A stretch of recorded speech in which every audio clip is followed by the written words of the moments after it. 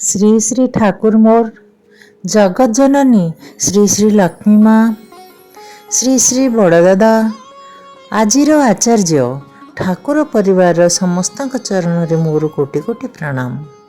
ମୋର ଏହି ଭିଡ଼ିଓ ଶୁଣୁଥିବା ସମସ୍ତ ଇଷ୍ଟପ୍ରାଣ ଗୁରୁ ଭାଇ ମା'ମାନଙ୍କୁ ମୋର ଅନ୍ତରର ଜୟଗୁରୁ। ଠାକୁରଙ୍କ କୃପାରୁ ସମସ୍ତେ ଭଲରେ ଥିବେ ବୋଲି ମୋର ବିଶ୍ୱାସ। ଆଜି ମୁଁ ଶ୍ରୀ ଶ୍ରୀ ଠାକୁରଙ୍କ ଶ୍ରୀମୁଖ ନିଃସୃତ 141 ବାଣୀ ଆପଣମାନଙ୍କ ଆଗରେ ତୁଳି ଧରିବି। ଯେଉଁମାନେ ସବସ୍କ୍ରାଇବ୍ କରିନାହାନ୍ତି ସବସ୍କ୍ରାଇବ୍ କରିଦିଅନ୍ତୁ। କମେଣ୍ଟରେ ନିଶ୍ଚୟ ମତାମତ ଲେଖନ୍ତୁ ନିଜର। ତା ପୂର୍ବରୁ ଏହି ନାରୀନୀତି ଶୁଣିବା ପୂର୍ବରୁ ଶ୍ରୀ ଶ୍ରୀ ଠାକୁରଙ୍କ ଗୋଟିଏ କଥା ଆମେ ଶୁଣିବା। ଶ୍ରୀ ଶ୍ରୀ ଆଚାର୍ଯ୍ୟଦେବ କହୁଛନ୍ତି, ଠାକୁରଙ୍କ ଠାରେ ମନଟା ଥିଲେ ବିପଦ ଘୁଞ୍ଚିଯାଏ। ମଗ୍ନ ଥିବା ଦରକାର, କେତେବେଳେ ଘାବରେଇବା ନାହିଁ। ଆମମାନଙ୍କର ଜୀବନ ଏକଦମ ସୁନ୍ଦର ଜୀବନ।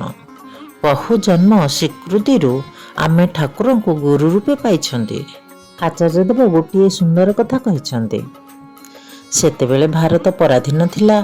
ଗୋଟିଏ ରେଳ ଡବାରେ ରେଳ ଗୁଡ଼ିକ ଯେଉଁଠାରେ ଥିଲା ସେଠାରେ ସବଷ୍ଟେସନ ନାହିଁ। ଖୁବ୍ ଅଳ୍ପ ଅଳ୍ପ ଷ୍ଟେସନ ଥିଲା। ଷ୍ଟେସନରେ ରହିଲେ ରେଳ ମଧ୍ୟରେ ଜଳ ରଖାଯାଏ, କୋଇଲା ରଖାଯାଏ। ପ୍ରତ୍ୟେକଟା ଦିନ ଲୋଡ଼ିଂ ଅନଲୋଡ଼ିଂ ହୁଏ। 10-15 ମିନିଟର ଷ୍ଟପେଜର ଥାଏ। ପ୍ରତ୍ୟେକ ଟ୍ରେନର ଲମ୍ବା ଲମ୍ବା ଷ୍ଟପେଜ ଥାଏ। ଟ୍ରେନରେ କେହି ଗଲେ ସମସ୍ତେ ଖବର ରଖନ୍ତି, କିଏ କିଏ ଯାଇଛନ୍ତି। ମୋଟାମୋଟି ଏହି ରକମ ଖବର ରଖନ୍ତି। ଯେଉଁଠାରେ ଷ୍ଟେସନ ରହିଲା ସେଠାରେ ଜଣେ ଗୁରୁଭାଇ ଖବର ପାଇଛି ଏହି ଟ୍ରେନରେ ଏକ ଗୁରୁଭାଇ ସେ ଯାଉଛନ୍ତି ପାବନାକୁ। ଏହିପରି ଖବର ପାଇଛି। ଏହି ଖବରରେ ତାର ଘରେ ଗୋଟିଏ ବଡ଼ କଖାରୁ ହୋଇଛି। ସେହି କଖାରୁ ସେଠାରୁ ନେଇ ଘରୁ ମୁଣ୍ଡାଇ ମୁଣ୍ଡାଇ ଷ୍ଟେସନରେ ପହଞ୍ଚିଛି। ଏଠାରେ ଗୁରୁଭାଇ କେଉଁ ବଗିରେ ଅଛନ୍ତି ଜୟଗୁରୁ କରି ଖୋଜୁଛି। ଗୋଟିଏ ବଗିରେ ସେ ଖୋଜି ପାଇଛି ତାର ଗୁରୁଭାଇଙ୍କୁ। ସେ କଖାରୁ ଦେଇ କହୁଛି, ଏଇଟା ଆପଣ ନେଇ ଠାକୁର ବାଡ଼ିରେ ଠାକୁରଙ୍କୁ ଦେଇଦେବେ। ଅବଶ୍ୟ ଦେଇଦେବେ ଠାକୁରଙ୍କୁ। ସେ କହୁଛନ୍ତି, ହଁ ନିଶ୍ଚୟ ଦେଇଦେବି। ସେହି ଝରକା ଦେଇ ମୁଣ୍ଡେଇ କରି ନେଇ ରଖିଛି। ଏଇଥର ସେ ଜାଲନାଟା ଧରି ସେଇ ଟ୍ରେନରେ ସେହି ଜାଲନା ଧାରରେ ବସି ସେହି ଗୁରୁଭାଇଙ୍କୁ କହୁଛି, ଠିକ୍ ଅଛି ମୁଁ ଦେଇଦେବି। ସେଇ ଲୋକଟା ଟ୍ରେନରେ ଜାଲନାକୁ ଧରି କହୁଛି, ଆପଣ ଅବଶ୍ୟ ଠାକୁରଙ୍କୁ ଦେବେ।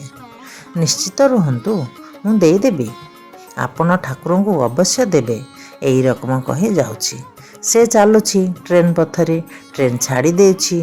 ଏଇ ରକମ ଚାଲୁ ଚାଲୁ ଯେତେବେଳେ ହାତକୁ ଜାବୁଡ଼ି ଧରି ରଖିଛି, ଏକଦମ ଟ୍ରେନ ତଳେ ପଡ଼ିଛି। ଏକଦମ ଚକା ତଳେ। ସେହି ଟ୍ରେନରେ ଯିଏ କଖାରୁଟା ନେଲା ସେହି ଲୋକଟି ଥିଲା। ଠିକ୍ ଏହି ସମୟରେ ଉଠିଯାଇ ଚେନ୍ଟା ଟାଣିଲା। ଚେନ୍ ଟାଣିବାରୁ ଟ୍ରେନଟି ରହିଗଲା।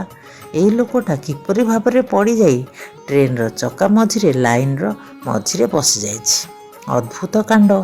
ଏପରି ଭାବରେ ଭିତରେ ପଶିଯାଇଛି ଯେ ଉପରେ ଟ୍ରେନ ଯାଇଛି।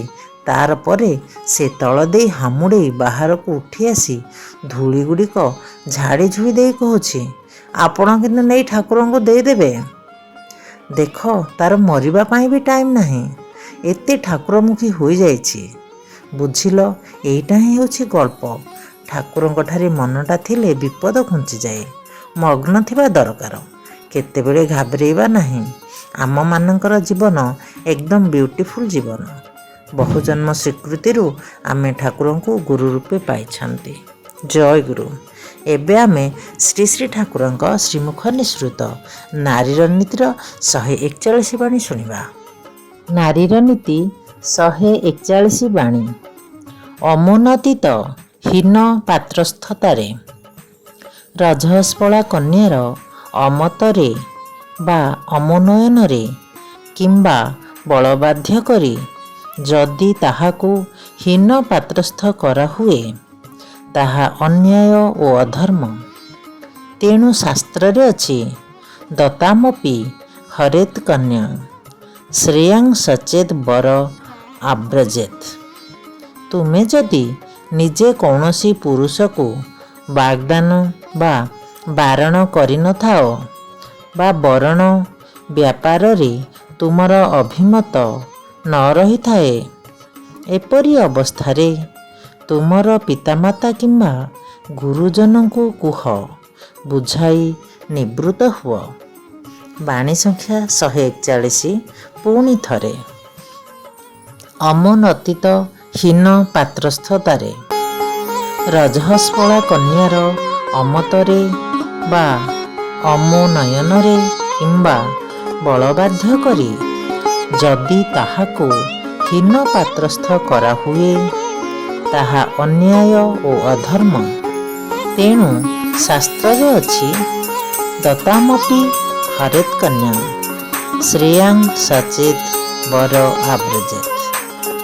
ତୁମେ ଯଦି ନିଜେ କୌଣସି ପୁରୁଷକୁ ବାଗ୍ଦାନ ବା ବାରଣ କରିନଥାଅ ବା ବରଣ ବ୍ୟାପାରରେ ତୁମର ଅଭିମତ ନ ରହିଥାଏ, ଏପରି ଅବସ୍ଥାରେ ତୁମର ପିତାମାତା କିମ୍ବା ଗୁରୁଜନମାନଙ୍କୁ କୁହ, ବୁଝାଅ, ନିବୃତ୍ତ ହୁଅ। ବାଣୀ ସଂଖ୍ୟା 141। ଜୟ ଗୁରୁ।